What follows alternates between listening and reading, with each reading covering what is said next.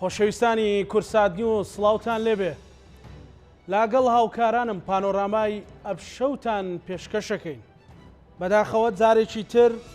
لە هەرێمی کوردستان و ئەوەی کە هەمومان لێی دەترساین وەکو کورد ڕوویدایەوە لە ئێستادا شەڕێک و ئەگەری دروستبوونی شەڕێک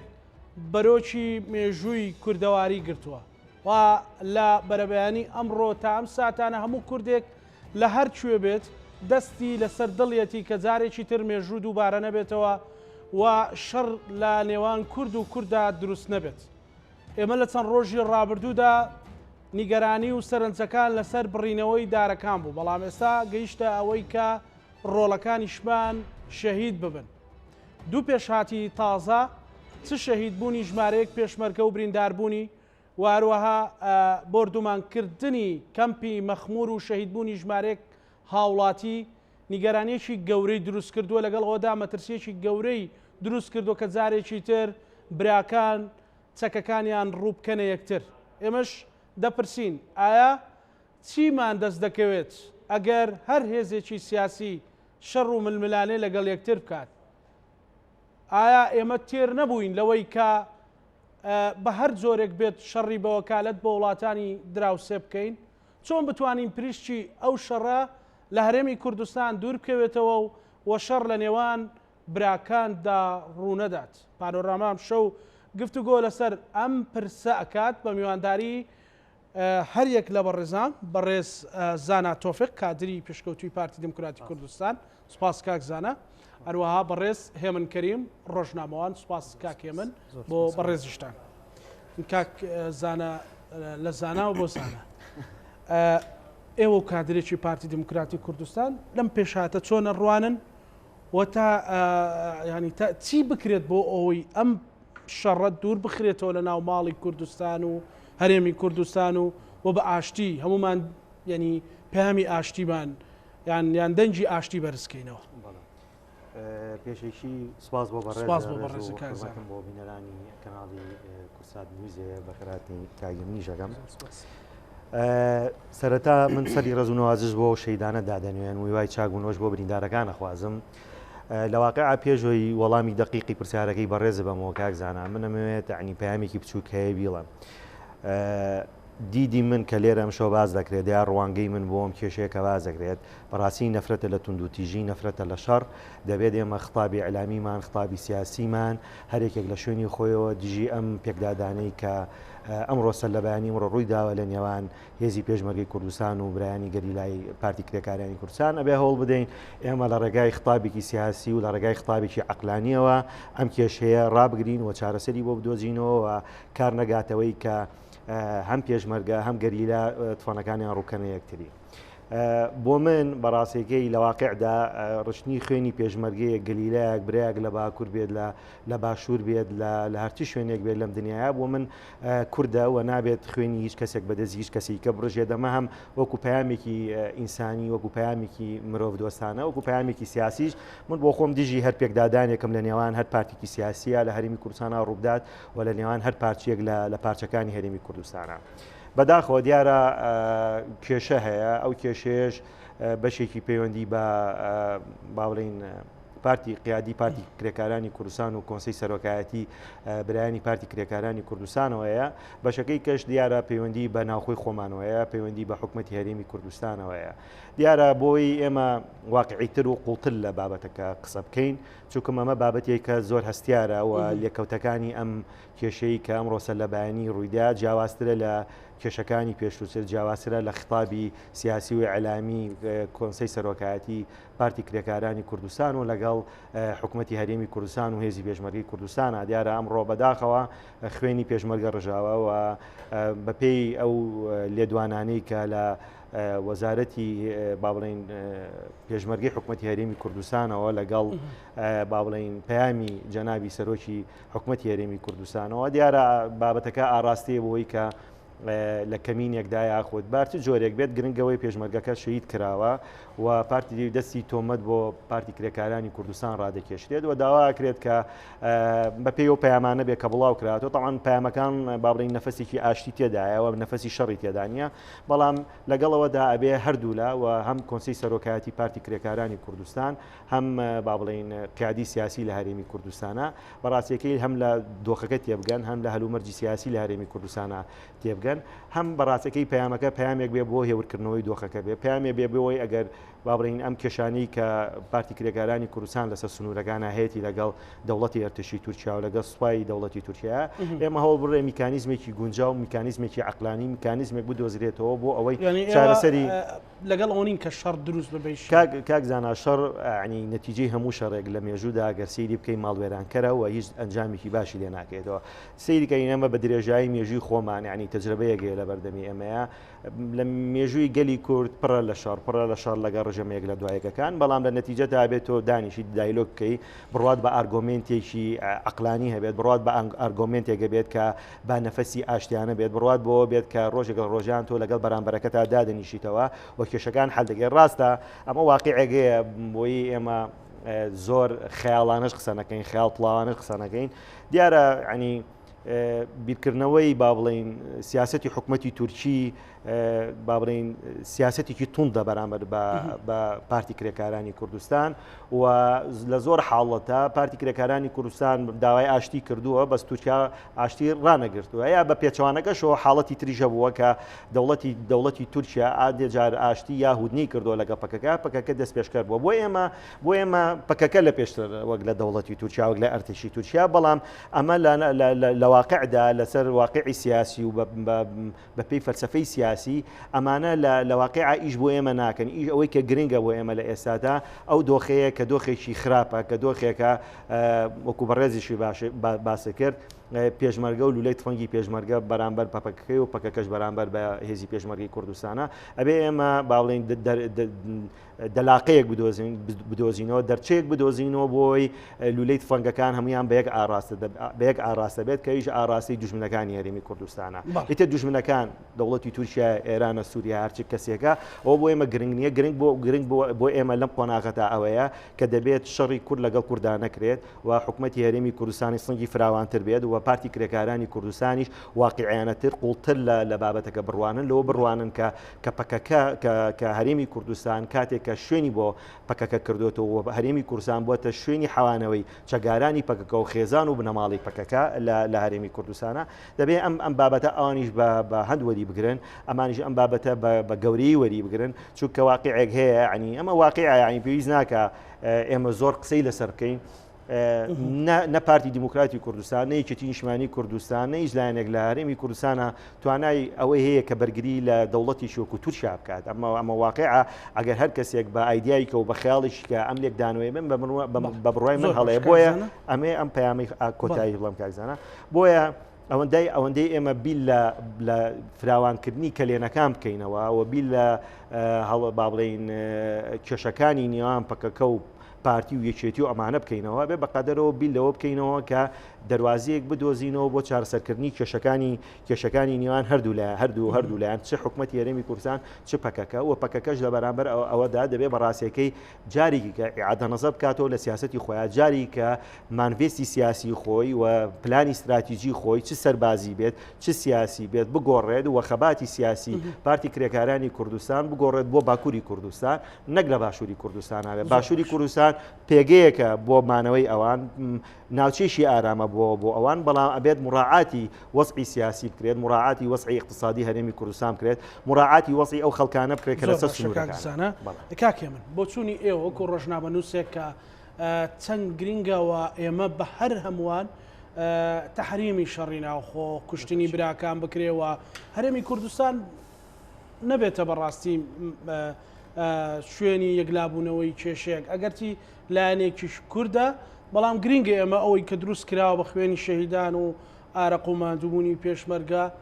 لە دەستی نەدەین سرەتا سپاس بۆیەوە سپاس خوێنی ئەو شەهیدانی ئەمڕۆ بەڕاستی کە لەخوای گەورە داواکارم کە سوکاریان سەبووریان بداتی شڵا من لەسەر قسەکانی کاکزانە بەڕاستی هیچ هینی نییەوە پێم وایە زۆر بەرپرسیارانە قسەژەکەوە بەڕاستی بفعلی ژەبێ هەمومان بە بەرپرسیارانە قسە بکەین. دۆخەکەی هێزگار مەترسیدارە کاکزانە و کێشە ئەوەیە ئێمە بڕوام وایە ئەمە وەکو ڕۆژناموسێ شۆڤێن بابەتەکەم باڵۆنێکی سیاسی هەڵدراوە. جا ئەم باڵۆنە سیاسیەکە هەڵدراوە چێ بەرپرسیار نییە و چێ لە چەمچی مێژوو ئاگادار نیەوە بۆ قوربانیدانی میلەتەکەی بەردەوام خەمی خۆی بێ دەتوانێت باڵۆنە بەسەر خۆی بتەقێنێتەوە بەسەر میلەتەکە شابتەقێنێتەوە. ئەم حەدەسەی کە ڕوویاوە لە ڕاستیا ئێمە ئەتوانین دایمرچێنینەوە، ئەتوانین چارەسەری بکەین، ئەتوانین برینەکان ساڕێشکەین. ئێستا بۆ نمونە باسی شەڕی ناوخۆکەن دڵێشێنێ ئەزانی ئەنی هەر لە خۆ دڵتونگە بێ ینی تۆش شیرازەی ئایلە تێگەچێ کۆڵان گەڕک هەمومان ینی ئەمە کوجار ئەن نییە تۆ هەمومان هاوڕێمانەیە لە باکووری کوردستان ئەزانی هاوڕێمانەیە لە هەر چوار پارچەی کوردستان ئەمڕۆکە دۆخێک دروست بووە توانینمان بێکەوە قسە بکەین وەکو سەردەمێک نییە کێمە بە یەک نەگەین بەڵکو برینەکانی ئێستا ئازاری هەمومانە بۆی ئێمە ئەگەر ساڕێژی ئەم برینە بکەین بڕوام وایە بەدەستخەنە سەر کێشەکانیشمان ئێمە کێشەکانیش بەم شکڵە چارەسەر نابن هەر حەدەسێک هات بەسەرا دیسانەوە تۆ بێی چارەسەری دۆخەکە بکەی وڵە با چارەسەر بکەینەوەمانە من ئێستا هاتم بۆ ئێرە بەڕاستی سری کناڵەکانی لایەنەکانی ترم کرد باشە یعنی یەک نەوعی قسە ئەکەن بە نوعی نەوەکان برینەکان ئازار ئەدەن وە زیاتر پیشانەیەن عالی شەیدەکان ئەدوێنن یعنی ئەگری ئەو ئەڵێ خواوای لێکە ئەنی ئەمە جۆرێکە لە شڵەژانی دەرونی و حەماسەتێک لە خوڵقێنێک کە پەلا ئەبێ شەڕکەی باشە ئەبێ شەڕکەی ئەمە چارەسەرە تۆ مەسەلەن تەختیەکی علامی بکەی بۆ خۆشکردنی شەڕ ئێمەش ئەمە ئەڵێ هەر کەسێ بیکە منش من ناو ناهێن بڵام ئەمە ئەبینم ئێستا کە هاتم بۆ ئێرە ئەمەم بینی باشە لە حاڵەتێکە قسەی کاکزانە باشە بەشێکە لە چارەسەرکردن بۆ دۆخەکە ئومێدەوارم کە ئەمە ڕای سەرەکی پارتی دیموکراتی کوردستان بێ چونکە ئەمە وزەبەخشە زانی کە ڕای ئەو حیزبەی بەڕاستی بەڵام من کە ئێستا هاتم وام نەئەبینی وام نەبیعی ناکرێت تۆ سەرۆکی حکوومەت زۆر بەتونگی قساکە لە سەرم بابەتەکە لایەنە کە پارتی کرێکارانی کوردستان داوای لۆبیەکە بۆ دەرکردنی ئەمە بە نەوعەکان ینی ڕوبەڕووی بینەوە ڕوبەڕووبینەوە لە شێوازی بەیاننامەدا خەتەرە لە ڕووی سیاسیەوە ئەکرێت لۆبیەک دروستکەین بۆ چارەسەرکردنی پرسی کورد لە دوایان بابەتە بۆ ئێمەوە بەخوا نەکەین بە خاڵێکی دەستپێک بۆ کۆنفرانسێکی دەوڵەتی کورد کاکە بۆ کۆنفرانسی چارەسەرکردنی کێشەکانمان لە چوار پارچەکە باشە دائانیشین کێشەکانمان چارەسەرەکەین ئەگەر ئێمە باسی پەکەکە بکەین ئەبێ بە تەشید باسی تورکیاش بکەین باشە من نازانم بەڕاستی حقیقەتی بابەتەکە لای تۆ من تا ئەم چرکە ساتە ناتوان بڕوا بە هیچ لایەنێکیان بکەم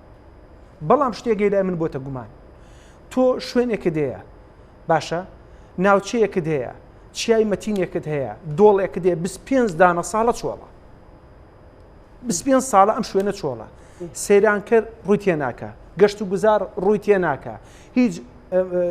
شوێنیش نیشتەجێبوون نییە لەو منتیقەیە ڕووی تێ بکە بۆ لەم تەوقیتەیە هێزی پێشمەرگا چێ بۆ ئەوێ لە حاڵەتێکە هێزی پێشمەرگە ئەزانێ کە ئەو منتیقەیە میر ڕێژکراوە و پێشوەختە کە میر ڕێژکراوە ئاگاداریش کراونەتەوە باشە من نامێ خەتا بە کەس خەتا بارکەم لەم بابەتە چونکە هەستەکەم برینەکە لە لەشتی خۆمارچی بڵێم بەڵام ئەڵێم بۆ ئەبێ وا بکەین بۆ ئەم هێزە ئەجوڵێنی بۆ ئەوێ کە پێشتر ئەزانێم دۆخە ئاوایە باشە ئەبێ بێت وایە مەسەلەن کاکزانە قسەیەکی کردوتی هیچ هێزێک ناتوانێت لە هەرێمی کوردستان ڕێگری لە تورکیا بکە یان بەرگری لە هاتنی سوپای تورکیا بکە مەسەلەن حکوومەتی هەرێمی کوردستانیان پارتی دموکراتی کوردستان بەڕاشکاوی کەوت پێتە ژێر فشارێکی گەورەی تورکیا و کە ناچار بکرێ بکە خۆی لە ڕووی سیاسیەوە ئەگە خوێندنوێکی بۆ بکەی ئەگەر هێزێک لەو منتیقەیە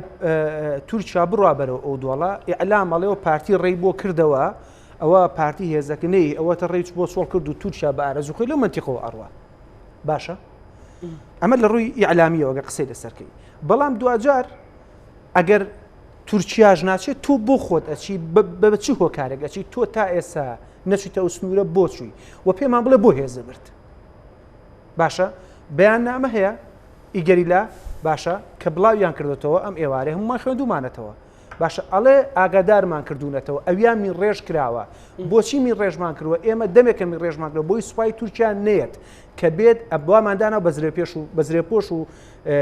هێزەکەی بتەقێتەوە تەقەمان کرۆ بەسەریانە بۆی نێن بەڵام هەر هاتوون کە هاتوون ئەو قوربانیدانی دەکەوتەوە پرسیارەکە گرنگەکە ئەمەیە من ئەمێ بەڕاستی ئەمە وەڵام ئێمە تا ئێستا دەست نەکەوتووە بۆ هێزی پێشمەرگە بۆ ئەوێ جوڵا بۆ هێز زێرەوانی بۆ ئەوێ جوڵا لە کاتێکە کە لەمای ڕابردووە سوپای تورکیا داری نەهێش لەو سنوورەیە هەمووی بڕیەوە پەرلەمانی کوردستان قسەی نەکرد حکوومەتی هەرێم قسەی نەکرد حکوومەتی عێراقی قسەی نەکرد باشە بەڵام لە ئێستاە لەسەر ئەم بابەتە ئەبێ هەمومان قسە بکەین کە لە حاڵەتێکە ئەوە سوپای دەرەکیە هاتۆتە ئێرە باشە پەکەکە بمانەوە نەمانەوێ هێزێکی کوردیە خەبات بۆ پرۆسێکی سیاسیەکە لە باکووری کوردستان باشە بەڵام ئەویش بەشێک لە کێشەکەی ڕانە کێشاوە تا هەرێمی کوردستان بەڵام ئاخرەوە شتێکی دوورمەودایە ئێمە هەمومان نەزانین لە ساڵی نەوەکانە کاتێک کە ئەم بابەتە یەکلایی بۆ بە لۆبێکی سیاسی ئەوان هاتوونەتە هەرێمی کوردستان کاتێک کە تورکیان جێهێشت هەرە باسانی جیان نێشتووە لۆبی سیاسی هەبوو نێودەوڵەتیان هەبوو عێراقیان هەبوو کەوان هاتنە بابەتی قەندیل کاتنەوە منتیقەیە بۆیە پرسیارەکە ئەمەیە بۆ ئەوان چوونە ئەم شوێنە لە حاڵەتی شترا قسەکەش ئەمەیە ئێستا من ئاگام لە بابەتێکە ینی بەداخەوە داوا ئەکرێت کە هێزی سنووری عێراقی بێن منتیقە کوردیەکان پارێزن جا لە دوایام حەدەسەوە ئەمە داوای تورکیا بەیانی ئاستی داوای کیانی سیاسی ینی لە هەرێمی کوردستاندا بەڕاستی باشە جا ئەمە نیشانەکە ئەمەیە تۆ لەلایەکەوە ئەڵەی کیانی کورد لە ڕووی هەرێمی کوردستانە و لە ڕووی حکوومەتی هەرێمی کوردستان لە مەترسیایە بۆچی بەم کێشە بەسیطە ئێمە پەنابێنە حکوومەتی عێراقی کە بەڕێم بەسیط نییە بەڵام لەبەر دۆزی کورد دەتوانین چارەسەری بکەین بۆچی بەم کێشە تۆ داوا بکەی هێزی عێراقی بێ سنوورەکانەوە پارێزێ ئەی بۆ خۆ دانانیش کێشەکان چارەسەرکەین گومانەکەش ئەمێم هێزە بۆ چوو بۆ ئێوە بەڕاستی باش کاک زانا ینی قسەیەکەیە کە لانە بەرامبەرەکانی کە پارتی دموکراتی کوردستان هاوپەیمانێکی سەرەکی تورکیایە و ئەو کار ئاسانی بۆ ئەوکا و تورکیاش مەبەستی پەکەکە نییە و ئەمڕۆ گرتەیەکی ڤیددیۆیی ڕەجەب تایب ئەردۆغان بڵاوبۆتەوە ئێمە بۆ هێزمان لە باشک داناوە بۆی تورکمانەکان بپارێزین ئەڵێ ئێمە نیەتمان وایە هەموو ئەوانە بپارێزین لە ڕێگەی هێزی سەربازیەوە پارتی لە ناچاری ئەمە ئەکا یاخود ئەوێ شتێک بەدەست بهێنێت کاک زانا من حەزەکەمان هەیە ڕاستکردنەوە کەم لە سەرم بابەت ئەم کێشەی پارتی نییە کێشەی حکوومەتی هەرێمی کوردستانە ینی هەندێک دەستگای عەلامی و هەندێک سایت ماسک میدیایە ئیتر هەرچ جۆرێکە نایی لێ بنین ئەم کێشەیە کێشەی حکوومەتی هەرێمی کوردستان لەگەڵ پارتی کرێکارانی کوردستانە بە چ بەڵگەیەک بۆ بەڵگەیە کە هێزی پێشمەرگە ئەو هێزەی کە جوڵراوە وەزارەتی پێشمەرگە جوڵانەتی کە وەزیرەکەی ئەندامێکی مەکتەبی سیاسیی نیشتیمانی کوردستانە خۆ وەزیرەکە پارتی نییە و لێدوانەکەی کەیراوە لێدوانەکەی وەزارەتی پێشمەرگەی لێدراوە من نامێ بڕۆمە سەرم بابەت ئەم بابەتە بۆ من گرنگ نییە ینی ئیش ناکات من بۆ من گرنگە کە شەڕ نەبێت یعنی وەزیرەکە پارتی بێ یەکێتی بێ گۆڕان بێت کەسێکی کە بێت بێلایەن بێ هەرچێک بێ لەم شتە بۆ من ئەوەیە کە شەڕ دروست نەبێت زانی ئەبێ ئێمە شتێکی جای بکەینەوە عنی خەیاڵی سیاسی و خەیاڵپڵاوی سیاسی جا بکەینەوە لە واقعەیەک هەیە لە هەرێمی کوردستانە پارتی کرێکارانی کوردستان سەر و سەرچاو لە هەرێمی کوردستانە و نەک لە ئێستا لە ساڵی 92 لە هەرێمی کوردستانان لە ساڵی 92 کۆمەڵێک قۆناغ هاتە پێشەوە پارتی ویکێتی شەڕی پەکەکەیان کرد دوایی پارتی کردی لەگەڵ پەکەکەیە دوایی شتی کردیەوە لەگە پەکەکەیە ئەبێ پرسیارێکی جەوەری ئێمە لە خۆمانی بکەین لێرە بۆ هەمیشە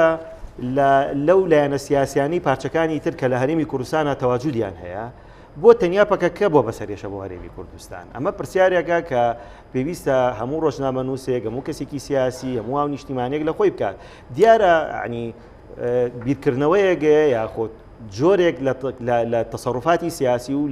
لە مانڤێستی سیاسی پارتی کرێکارانی کوردستانەیە کە توانای گەیاندنی پەیامێکی ئازادی دیموکراسی یاخود لێکتێگەیشتن یا بڕوابوون بە ئارگومنتێکی لێکتێگەیشتن لەگەڵ حکوومەتی هەرێمی کوردستانە نیەتی بۆیە تووشێ و کێشەیە بێت یعنی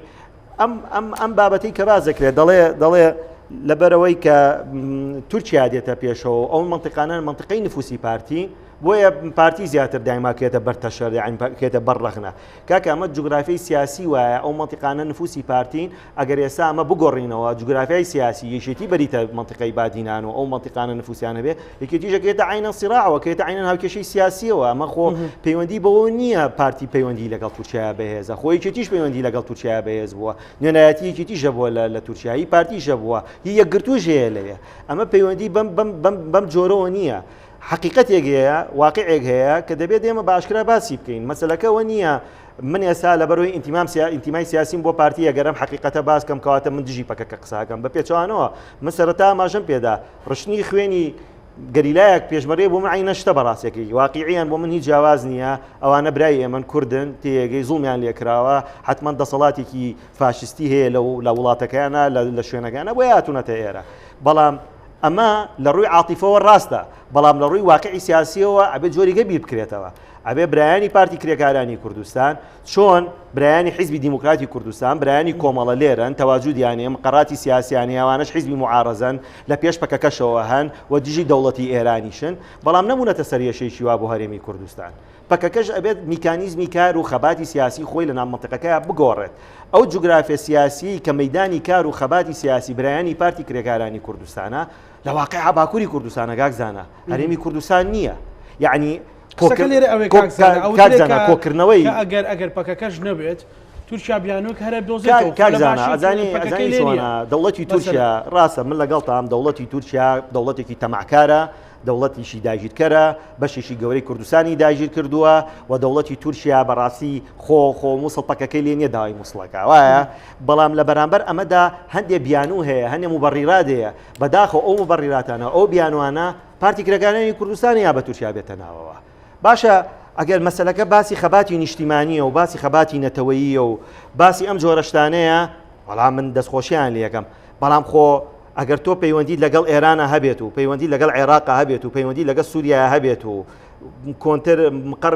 مقڕی کۆنسەی سەرۆکایەتی و قیادە لە بیقاع بوو بێت و دەعمت لە حکومەتی بەشار ئەسەد و حافظ ئەسەد وەرگرت بێت و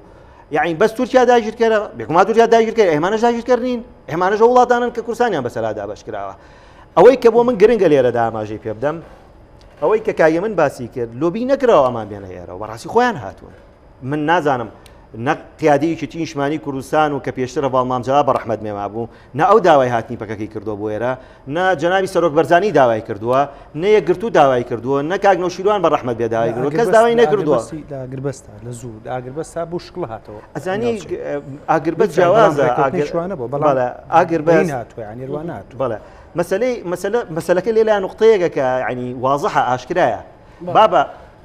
هێز پەکەکە لە ڕووی قەواعیدی تەنزیمیەوە یەکێکە لە حیزبە بەهێزەکان هەمومانە مازانین لە ڕووی هێزی سەربازیەوە یەکێکە لە حیزبە بەهێزەکان و توانایەکی سەربازی گەورەیانێ ئەی باشە خێرە بارەگای ئەساسیان بارەگای ئەساسی پارتی کرێکارانی کوردستان هێزی سەربازی پارتی کرێکارانی کوردستان هێزی تەنزیمی پارتی کرێکارانی کوردستان بۆ لە باکووری کوردستان نییە کاکە بۆ ئەمان ناتوانن ئەم هێرشانەی کە ئەکرێت لە ناوچەکانی هەرێمی کوردستانە باشە ئەم هێرشانە بۆ ناگۆڕێت بۆ ناچن باکووری کوردستان پەلاماری دەوڵەتی تورکیا بن کاکە خۆ واقعێک هەیە ڕاستیەک هەیە دروستبوونی پارتی کرێکارانی کوردستان لە هەشتاکانەوە بە دەعمی پارتی و یەکێتی دروست بوون دەعمیان کردوون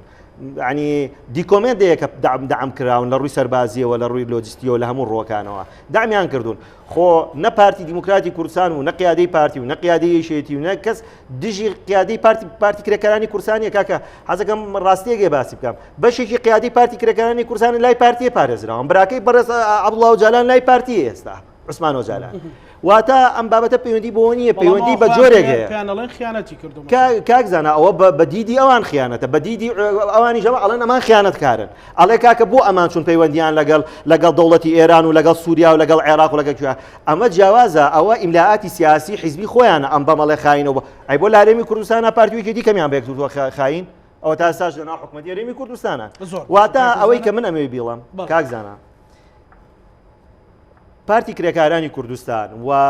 با بڵێن کۆنسەی سەرۆکایەتی پارتی کرێکارانی کوردستان بەڕاستیەکەی لە ئاز هەلومەرجی هەرێمی کوردستانانی ئەمە واقعە وەکو ئاماژەم پێدا توانای تێگەشتنیان نییە لەگەڵ قیادەی ئێمەدا ئایا ئەمە پرسیارە لای من نییە وەڵامەکەی ئایا ئەمە پەیوەندی بە ئەجدای وڵاتە ئیقلیمیەکانەوە هەیە ئایا بڕیار لای پارتی کرێکارانی کوردستان لای خۆیان نییە لای شوێنی کەەوە عیازەکرێن و ئەمە ئەکرێن کاکە خۆ من حەز ناکەم ئەم قسەیە بکەم ئەزانی پارتی کرێکارانی کوردستان سوودێکی زۆر گەورەی بە تورکیا گەیانەوە ئەگەر تەواجودی پارتی کرێکاران نەبووایە لێرە تورکیا بە چ بیانوێگێتە ئێرە کاتێک ئەگەر بە بەیانووی ئەوە بێت هەرێمی کوردستان داگیر بکە ئەو کاتە قسەی کەمانە بێت لەگەڵەوەدا ئەو کاتە هەموو لایەنە سیاسیەکان بەرامبەر بێ دەوڵەتی تورکیا بوەستنەوە ئەگەر باجەکەشی زۆر بدرێت ئەو کاتە حکوومەتی هەرێمی کوردستان لەگەڵ حکوومەتی عێراقیا گەموو نەزەمەکانە لەگەڵ ئەو لینکە دیبلۆماسیانەی کە لە دەرەوە هەن تێگەی ئەتوانێت فشاخرێتە سەر دەوڵەتی تورکیا بەڵام ئێستا بوونی پارتی کرێکارانی کوردستان بۆ بە کێشە بۆ هەرێمی کوردستان دەبێ ئەم کێشەیە ئەبێ ئەم کێشەیە چارەسەر کرێکار زۆر باشە کاکێ من پێتان وایە تورکیا نیەتی تەنها مەسەلەن پەکەکەیە یاخود هەرێمی کوردستانیشە لەبەرەوەی ئەمڕۆ گرتەیەکی ڤیددیۆیەکەی چەند ڕۆژ یان ماوەی پێشووترە سەرۆکی کۆماری تورکیا ئەردۆغان ئەڵێ ئێمە هێزمان بۆ لە باشق دەنەوە باشق پەکەکەی لەنێ کاکزانە ژووتی مەسەرەن باسی مووسڵەکە کاکزانات خۆی یارمەتیم بە یەک تێبین هێر بۆ قسەکەی ئیزافە بۆ قسەکە بۆ کاکە ئەردۆغان ئەڵێ لە کورد هەرچی شوێنێکی دنیاوێمە بۆیەچی یعنی ئەمە بۆ تەیدی قسەکەی جەنابێت بۆ تەیدی قسەکەی جەنابە بێگومان ینی بیرکردنەوەی تورکیا بۆ قەزەی کوردی بیرکردنەوەیکی شۆڤێنیانەیە ینی ڕاستە ئەمە ئێستا پەکەکە بۆ بەبیان و بەڵام لەوانەیە خۆ ڕاستیشە ئەگە پەکەکە لێرەنەوە وێلانە بیانووی کە هەبێ پاساوی کە هەبێ پارتی حکوومەتی هەرێم ئەتوانێت لەم حاڵەتەیە چی بکە کە نیەتە دوش بنکارانەکەوتە کاکزانە کە کادرێکی ڕۆشنبیری ناو پارتی دموکراتی کوردستانیش پێی وایە کە گەر پەکەش نەبووم بەڕێترا هاتەناوە بەڵێ ڕاستە کێشەکە نە لای کاکزانایە نە چارەسەرەکەش لای کاکزانەیە کاکزانەوەی کە ئێڵێ ئەوەی کە ئیبینێ و لە تێڕوانی خۆیەتی و بانگراوندی فکری و سیاسی خۆی دۆ ئەو مەسالە کوردێشی کە ناخیاتی بۆ شێوە دەریێبڕێ ژنا بڕیاردە لای ئەو نییە بەڕاستی وەلای منیش نییە وەلای تۆش نیە زانانی لەسەر بابەتەکان بەڵام میدیان ئەتوانین بەڵام میدیان لەسەر ئەمە ئەکەین من پێم وایە کە باسی مەسائلی پەکەکەی کرد با من یەک تۆزم تەوازەحانە قسەتر کەم لە نێو بە ژێری ئەو معلوماتانی کە بڵاوکرێتەوە سەرچاوە زانیارانی کە بە میدیا ئەگا پەکەکەش دوو باڵەکەکە باڵێک لە ئێستاە هەوڵی خواستی شەڕەدا لەگەڵ پارتی دیموکراتی کوردستان و لێشمان تێک نەچێت لە نێو پارتی دیموکراتی کوردستانیشە دوو ڕێی جیاوازەیە ئێستا لەمایە ڕابردووە کاک فازڵ میرانی خۆی ڕایگەیان وتی پەکەکە ئەف و تورکیا دەیەوێت شەڕێکی کورد لە نێو کووردا دروست کە کەمە بەسی پەکەکەیە واتە خواستێکی ژێ لە نێو پارتی باشە کە ئەوێم شەڕە بکە و دەرهاویشتە سیاسیەکان و دەرانجامە سیاسیەکانی من نازانم خێری بۆ پارتی چییە بەڵام ئەوەندەی کە من لیتی یەکەم هەچ کاتێ کێشە بۆ تورکیا دروست ئەبێ ئەردۆغان دەکەوێتە کێشەیەکەوە تورکیا لە ڕێگەی پەکەکەوە کێشە ناوخۆیەکانی تورکیا دەخاتە دەرەوەی خۆی ئەجا ئەمەی کە ئێستا ڕوئەدا بڕوام نییە کە ئەمە حاڵەتێک بێ ئەم بەیانی ڕوویا بێ قەت بڕوا بەوە ناکەمە لە هیچ پرۆسەیەکی سیاسیە هیچ شتێک نییە ئەمە کێشەیەکی ئاوا گەورە بڵند سوتفە ڕوویە ئەمە سوتفە نییە هیچ پیاەکی سیاسی ئەمە سوتفە نازانێت بەڵکو ئەمە بەرنامەیە چونکە لێمان تێک نەچێت تۆ تورکیا 35 کیلۆمەتر لە دەڤەری بارزان هاتۆتە پێشەوە زیاتر هاتۆتە پێشەوە باشە و ڕەنگە پارتی دیموکراتی کوردستانی وا لێ کردبێ ناچار کردبێ ئەگەر نەڕۆیتە پێشەوە ئەو شوێنە خۆت حەلێکی تیانەکەی من ئەڕۆم یعنی خۆ خوێندنەوەکان وا لێگەدرێتەوە لەلایەکی تریشەوە ئەمە لە بەردەم هەڵبژاردنەکانی پارتی دیموکراتی کوردستان دەوێت لۆبیەک لەگەڵ حکوومەتی عێراقیە دروستکە بە تایبەتی سەدرریەکان باشە ینی ئەوەی ئەوەندەی کە من ئەیبینم نزیکەی 4000 پلە تایبەتەکانی حکوومەتی عێراقی بە لیواکان باشە هەر هەمووی لە هەولێرە نیشتەجێن کە پارتی خاوەنددارەتیانەکە کە ئەمەش پەیوەندێکی دیبلۆماسی گەورەی بۆ پارتی دروست کردووە و لەگەڵ زایدن هەموو بابەتە هەواڵگیریەکانی و لە لایەشی تریشەوە تازەترین زانیاری ئەوەیە کە سەدر دەیەوێت پرۆسێکی ئابووری گەورە لە هەولێرە بخاتەگەڕ کە سەرمایەکە نزیکەی چەند ئازان چەند 4 میلیارد بۆ 5 میلیارد دلارە میلیارد دلارە کە بیخاتەگەڕ ئەمانە هۆکارن بۆ چی ئەمانە هۆکارن بۆ ئەو پەیوەندە سیاسیە کە بەردەوام کە خەریکە دروستەگرێ ئەم لعبە سیاسی نێو دەوڵەتی یەقلیمیش کە ڕوئەدا بێهۆکار نییە پارتی دیموکراتی کوردستان ئەگەرەوێت چارەسەری ئەم بابەتە بکە بە بڕای من زۆر ئاسانە پرسەکە زۆر ئاسانە پرسەکە زۆر ئاسانە بەسیترین شتە ئاسانەکەوەیە کە ئەمڕۆ نێتوانێت بەیاننامێکی واتون دەرکا یعنی ناکرێت بەیاننامێکی واتون دەرکەی سەرۆکایەتی هەرێم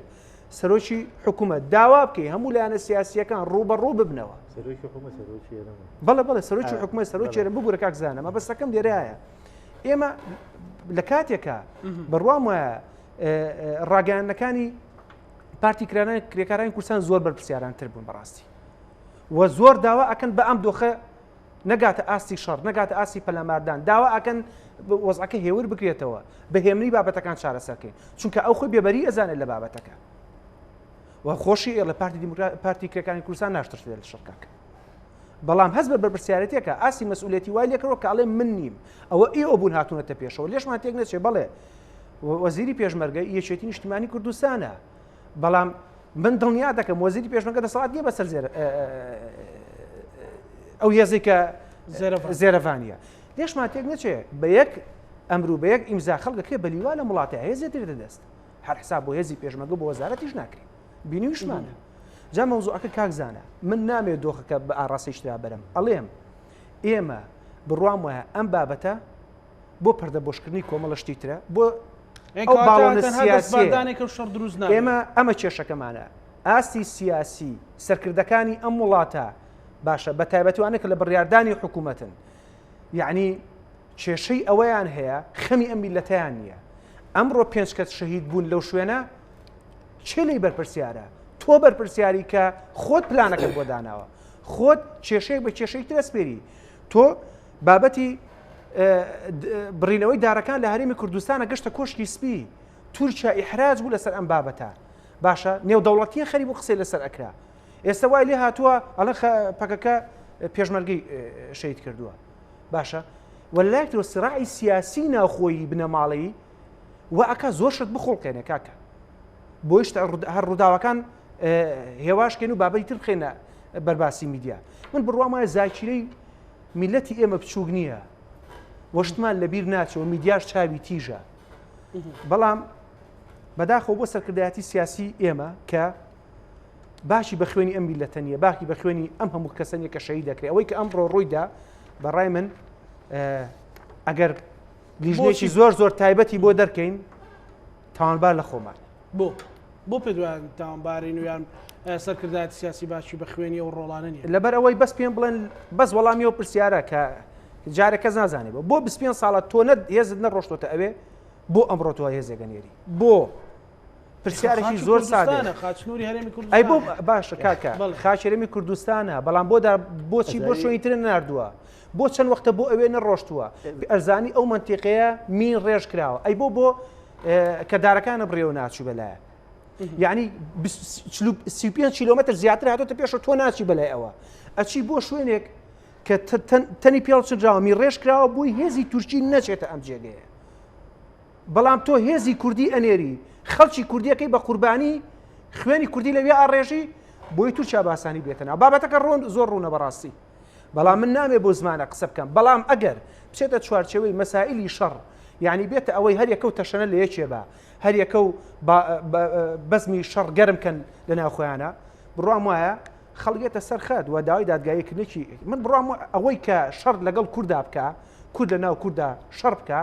بڕوام وایە پێت وایە بێدەنجی و یان دوو تەرەفگیری دروستە بێ و ئیدامەی ئەدرێگەر خوانەکە من پێم وایە هەوڵێگەی لە پەرلەمانی کوردستان هەوڵەگەی لە پەرلەمانی کوردستان پێشەوەی هەست بڕیارێ بن دا لیژنەی لێکۆڵینەوەکە باش کاک زانە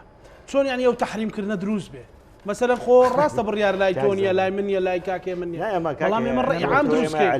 مەسەلەن نەک لە میدیاوە بڵێن کاکە ئەمە یاڵا بەشێک دژی پەکەکە بجوڵێنین لە پەکەکە و بەشێک دژی پارتی بجوڵێنین و ئیتر دیسان سەیری خوێن ڕشتن بکەین زانی کاک زانە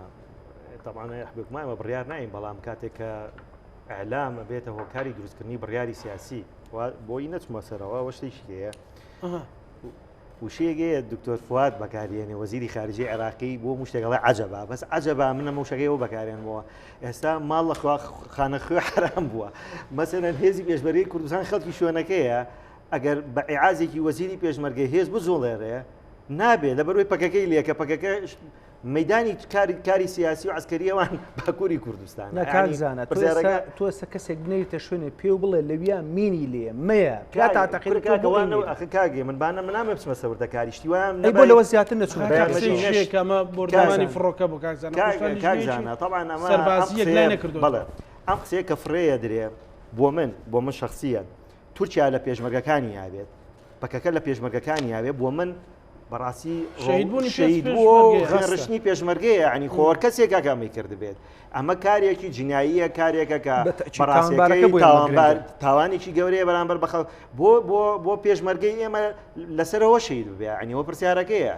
و پەکەکە بیکات و تورکیاش بیکا بۆ ئێمە لە دەستدانی قوربانیە لە ینی مێژووی کورد کەم قوربانی ئاواتە ساژەمەشی چێتە سەر بۆی نەڕۆمە سەرەوە ینی من نامەیە بەڕاستی خطابی علامی و خطابی سیاسی ئێمە بە ئاراستەی ئەوە بێت ئێمە لێرە دانیشین کامیان فیشەکەی تەقان و کامیان نەی تەقان و کامیان خەتاکەیە بوو کامیان نەبوو لە ناوی چێتیا دەباڵەیە کامیان لەگە شەڕگەیە و کامیان ئەمە بەڕاستی خزمەتی کەس ناگە نە خزمەتی لە بەڵێ ئەمە خزمەتی وەزعەکە ناکات خزمەتی وەزعەکە یەک شتێکە پەیامەکەی سەرۆکی ئەنجومەنی وەزیران لە هەرێمی کوردستانە بەڕاستی بۆنی شەڕی لێ نالانێ من جیازم لەگە کاگیم نابووە بابەتە ئەنی ئەمە بۆ شەڕ نییە گاگە خۆگەر هەرێمی کوردستان و سەرۆکی ئەنجومەنی وەزیران بێ شەرکان ناترسێ ئەو سەرۆکی ئەنجومەنی وەزیرانە و سەرۆکی هەرێمی کوردستانیش بەپێی یاسا و بەپێی دەستور قایدی قواتی هێزی پێشمەرگەیە دەتوانێت حرەکە بە هێزی پێشمەرگە بکات بۆ شەڕ بەڵام ئەمە لە مەنتاڵەتی و لە نەهجی نە سەرۆکی ئەنجومەنی وەزیرانایە نەجێگرەکەیەتی و کاتێک کە ینی پەیامێک لە سەرۆکی ئەنجومەنی وەزیرانەوە دەرەچێەوە تعبیرە لە کابینەی حکوومەتی هەرێمی کوردستان تەنیا تعبیر نییە لە خۆی وەکو سەرۆک تعبیرە لە خۆی کاک مەسعود تعبیرە لە کاقوبات تعبیرە لە ستافەکەی کە لەگەڵیەتی و کۆیە و لانە سیاسانی کە بەشدارن لە حکوومەتی هەرێمی کوردستانە من ئەمەیە جارێکەوە بڵێمەوە بۆ تێپەڕاندنی ئەم دۆخە ئەبێت چ لایەنە سیاسەکان لە هەرێمی کوردستانە چ پەکەکە ئەبێت تەجاوازی کۆمەڵی سراعاتی سیاسی بکەن لەگەڵ یەکتریە ئەگەر ئەم تەجاوازاتە ڕوونەیات و بە بەردەوامی سراعەکە قوڵتر بکرێتەوە ئەمڕۆ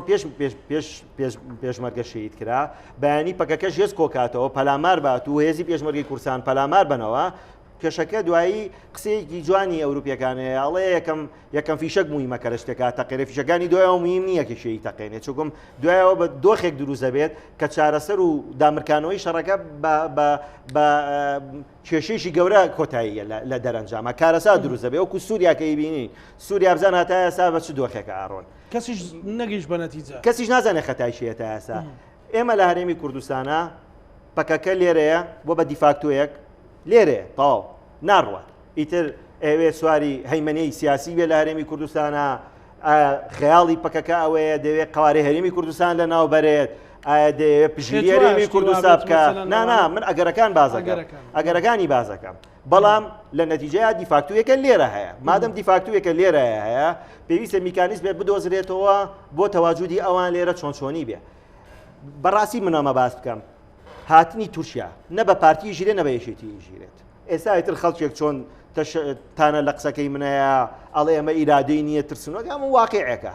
تورکیا ئەندامی حلفی ناتۆیە تورکیا هێزێکە خاوەنی 85 میلیۆن نفوسە هێزێکی سەربازیە لە ئاسی عالما 4 هێزە و توانایەکی سەربازی و اقتصادی و سیاسی و دەوڵەتێکی دامەزراوە تۆ ناتوانیت نە بە پارتیە ماژیرەوە نە بە یەکێتی و نە بە حکوومەتی هەرێمی کوردستان ئەوەی کە هەیە دەبێت پەکەکەی ئیعادەنەزەر بکاتەوە لە کاری خۆیان چۆن کاتەوە پەیوەندی بەخۆیانەوە بە کۆنسی سەرۆکایەتەکەیانەوە بە کۆنسی سەرۆکایەتی پەکەکەوەیەتی و ئەو ناوچانەی کە بوونەتە کێشە بوونەتە خەتەر بەڕاستی بێت چۆڵیکەن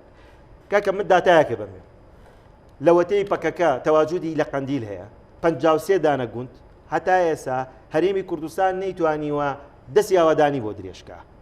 خۆلانێمە باشیش بە حکوومەتی هەرێمی کوردستان بە بیانوی بێنێتەوە نەشیگا بڵێەوە پەکەکەی لێ وایە بەڵام لە نەتیجە داوان لەوێن کاکە خۆ ئەوان تەواجودیان هەیە خۆ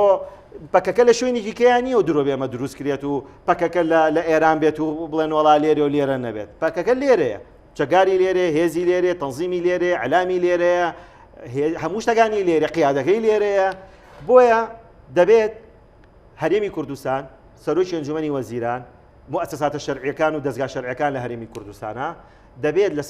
لەسەر ئەم بابەتە ئەمە بابەتێکە پەیوەندی بە ئاسایشی نەتەوەی هەرێمی کوردستانەوە هەیە پتەوە نەتەوێت ئەمە پەیوەندی بە پارتیەوە نییە هەندێک لایەن یانوێ بیخەنە سەر پارتی لە واقعە بیکەم بە شەڕی پارتی و پەکەکە ئەمە وانە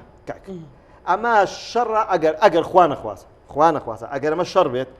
شەڕی پەکەکەی لەگەڵ هەرێمی کوردستانە شەڕی پارتی و یەکێتی و گۆڕان و هەموو لایەنەکەن هێزەکان جێ نفوزەکانی پارتی دموکراتی کوردستان کاشی برا پارتی لەوێ ئەیەکێتی ژێزی نییە لەناو وەزارەتی پێشمەرگەیە ئەیسبێنێ ئەگەر تحرک بە هێز بکرێت هێزی یەکێتیش ناچێ ئەی ساڵی 92 هێزی یەکێتیش نەچوو لەگە پارتیە ئەی شەڕی پەکەکەیان نەکردووە پێکەوە کەواتە من نامێ بڕۆمە سەرەوە بابەتە چونکە حەز ناکەم ئەو قسانە بکرێتە لە بەرنامەکەیە ئەوەی کە بۆ من گرنگام شەڕە دروست دەبێت ئیتر خۆ ئەگەر پێشمەرگی پارتی بڕوا پێشمەرگی شتی بڕوا خۆ پێشمەرگی هەرێمی کوردستانی پێشمەرگی کورد نییە یعنی خۆ کە شەڕ دروست بێت شەڕ چۆن دروست دەبێت کاکە خۆ شەڕ چەکی تیا بەکارێت ئەوە تا فەرموو ئەمڕۆ لاانێ بابەتەکە ژۆنە گەورە نەبوو بێت پێش پێشمەرگە شەید کرا دوو پێشمەرگە برینارە حاڵەتیان خەتەرەوانی شتێگەی ئێمە بێ بەر لەم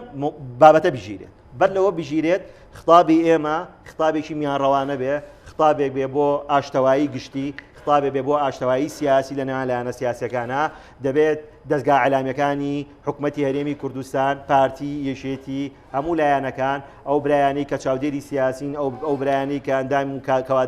کەوادری پێشکەوتوی حیزبە سیاسیەکانن ئەبێ بۆ نەهجە قسە بکەن کە فشار بخرێتە سەر قیادەی حیزبەکانیان کە ئەم بابەتە بە شێوەیەکی ئاشتانە چارەسەر بکرێت نەک بە شێوەی توندوتیژی نەک بە شێوەی شەڕ چونکەم دروستکردنی شەڕ کەسمان لی سودمەت نابین و قوارەی هەرێمی کوردستان نامێنێت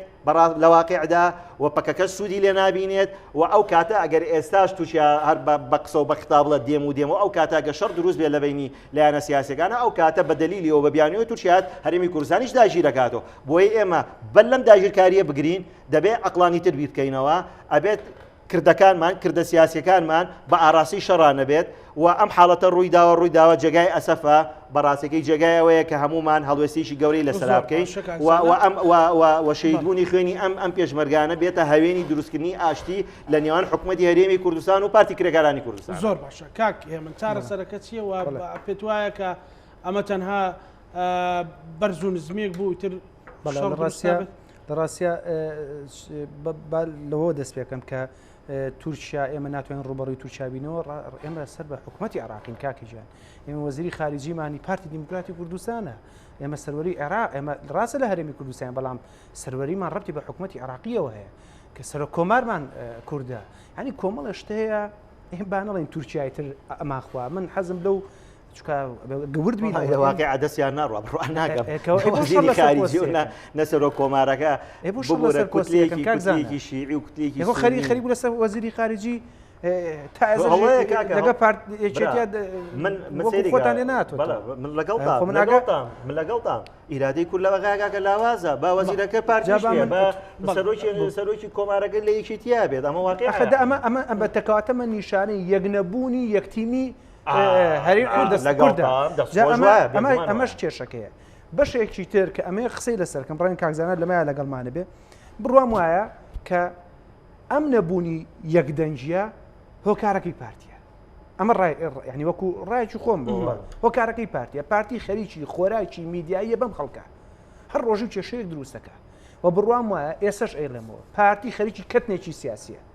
ئەبێ دای بنیشێنم حیزبە ڕابوەستێنن چونکە هەر جوڵەیەک پارتی هەر جوڵەیەک تورکیایکە لە ڕێگەی پارتیەوە ئەیکا من ناڵێن پەکەکە کێشەی نییە من ناڵم نەبۆتە سەر ئێشە بۆمان بەڵام پەکەکە ئەو دوژمنە گەورەی هەرێمی کوردستان نییە ئەوە تورکیایە دوژمنمانە تورکیا ئەسڵەن تاچی کوردی تاچی تورکی فارشیەکی زیا لە حەدن لە 1936 دژایەتی تاچی کوردیەکەن لە دێرسیمەوە کە وێرانیان کردین و ئافرەتەکان لە تاوەی تعدایان لێ دەگەی خۆیان ئەڵای خوار لە چیاکانی کوردستان لە باکوور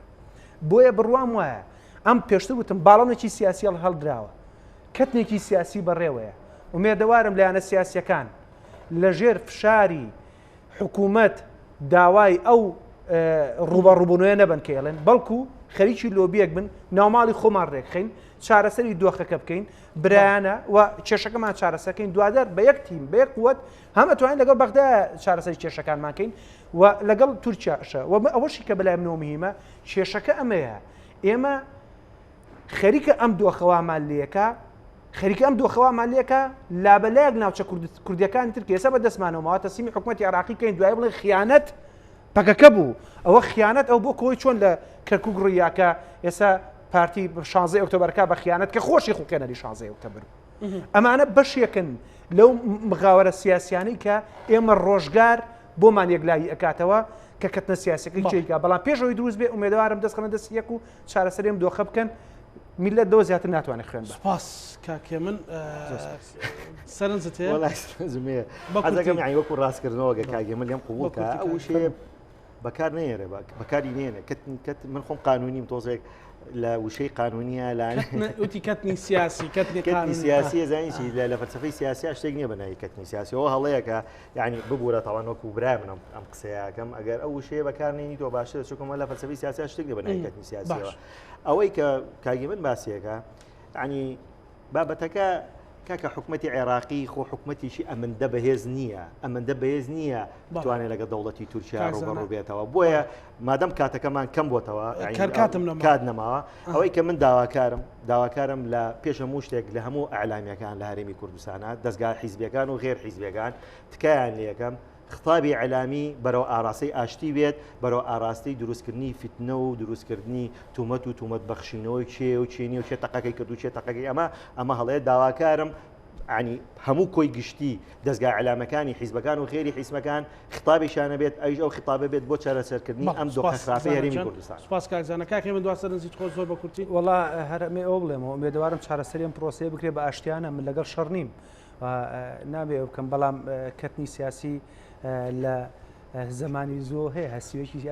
کەتنێکی سیاسیە جامەسەکە کەتنی سیاسی لانی کەم بە پێکەنینەوە تەنزەکانتان ئاراستەکەن بە شەڕ کەتنی سیاسی بەڕستەکەم ئەوەیە کە پرۆسەوە من لە ناو زمانی ڕۆژنەمانیت چەندین بابەتی لە هەرماشێ دێ بنای کەتنی سیاسی ئێمە فەلسفەی سیاسی زۆر سەرکردەمان هەیە هەردەیخمە دو هەر نازانێ باسی چێکا سپاس کاکێ من سپاس کاکزانە سپاس بۆ هەردوو میوانی ئازیزم سپاسانەکەم بە هیوایەوەین کە شەڕ و ڕوبەڕووبوونەوە ڕوونەدا و کوردستان ئارام بێ و خوێنی هیچ کوردێک لە هیچ شوێی جیهان نەڕژن لەگەڵ هاوکارەکانم پانۆڕامای ئەم شەومان پێشکەشکردن بە هیوای ساخ و سەلامەتی بۆ هەموو لایەک خواتان لەگەڵ